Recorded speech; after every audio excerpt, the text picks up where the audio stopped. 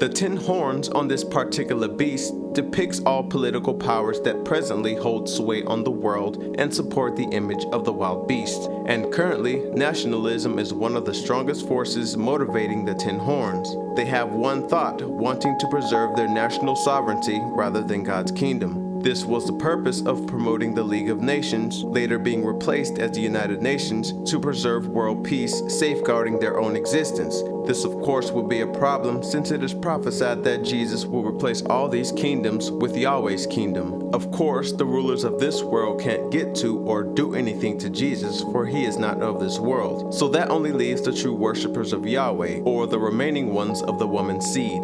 We see many of the horns of the beast have shown hostility toward the woman's seed. Inevitably, Yahweh's kingdom will replace the world's kingdoms, but the kings of the earth will not go down without a fight. The fourth beast that Daniel had seen in his vision represented the Roman world power. In the 5th century CE, the Roman power began to fragment. The beast that represented Rome had 10 horns sprouting from its head. These horns represent kingdoms that grew out of that empire, then 3 of those horns are plucked out by a single small horn. This is paralleled when Britain, a former outpost of the Roman Empire, grew to prominence. Up until the 17th century, Britain was a relatively insignificant power. 3 other regions of the old Roman Empire, being Spain, the Netherlands, and France, were far more influential. Britain then removed these 3 regions from positions of prestige. Therefore, Britain was on its way to becoming a dominant power. But Britain had not yet become the 7th head of the beast. Though Britain gained dominance, colonies in North America broke away, but the United States was allowed to become more prominent, all while protected by the British naval power. Britain had built the largest empire in history, and the United States had become the greatest industrial power on earth. During World War I, the United States forged a special partnership with Britain, so the 7th head of the wild beast came to be the Anglo-American Alliance.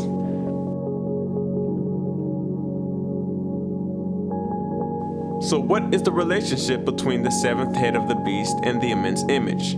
Britain and the United States grew out of the Roman Empire, represented by the legs of iron, which brings us to the feet of iron and clay, 2 materials that do not mix well. And just as a structure mixed with iron and clay is weaker than solid iron, so too is the Anglo-American world power, being weaker than the power that came before. For example, at times the 7th head has shown its strength, having iron-like capabilities, being strong and fierce. World War I and II, for example. But this iron-like strength has elements that make it weak, that being of clay. The clay represents the offspring of mankind, or the common people. In the Anglo-American world power, people have risen up to claim their rights through civil rights campaigns, labor unions, independent movements, opposing ideologies, and close election results that do not end up in a clear majority has weakened its power. Therefore, the common people undermine the ability of the Anglo-American power.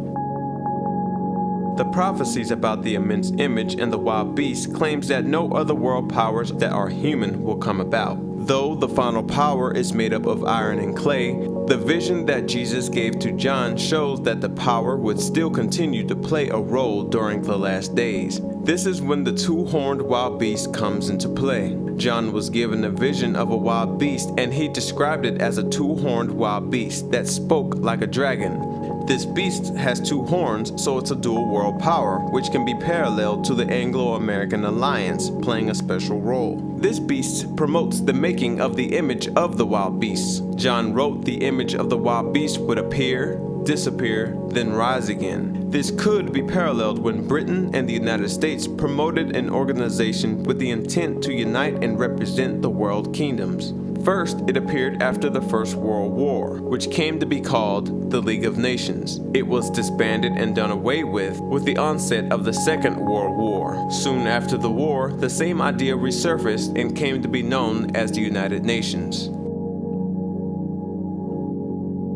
Interestingly, according to John, a harlot rides atop the image of the wild beast bearing the name Babylon the Great. This harlot symbolizes all religion proving false in its power and practices, foremost which are the churches of Christendom. religious organizations have given their blessings to the image of the beast and have tried to exert influence over it. However, Babylon the Great has seen the waters, and the waters have become dried up dramatically. Take note, the waters represent mankind alienated from Yahweh. For example, paralleling when the image of the beast first appeared, the churches of Christendom, or the influential part of Babylon the Great, dominated the Western world. Now we see in the present day, the churches and their ministers have lost their respect and support of the masses, and rightly so. This causes many to believe that religion contributes or causes conflicts. Now, an increasingly vocal group of Western intellects is calling for the end of religion's influence in society. But religion, proven to be false, will not just fade away slowly.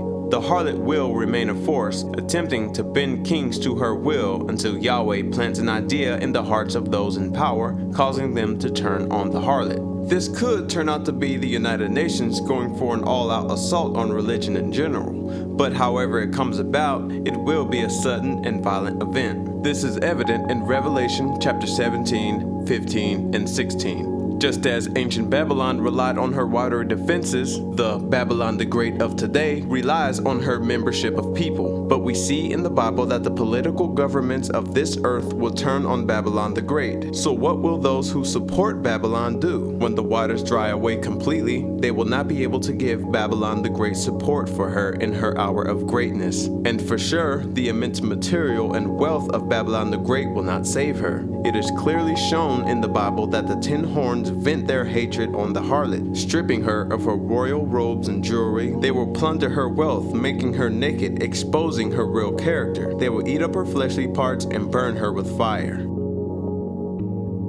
After false religion is eradicated, the wild beasts will be driven to attack God's kingdom. The ones who continue to support Yahweh's kingdom will be the true people of Yahweh, being no part of this current system of things. Daniel describes an aspect of the final battle.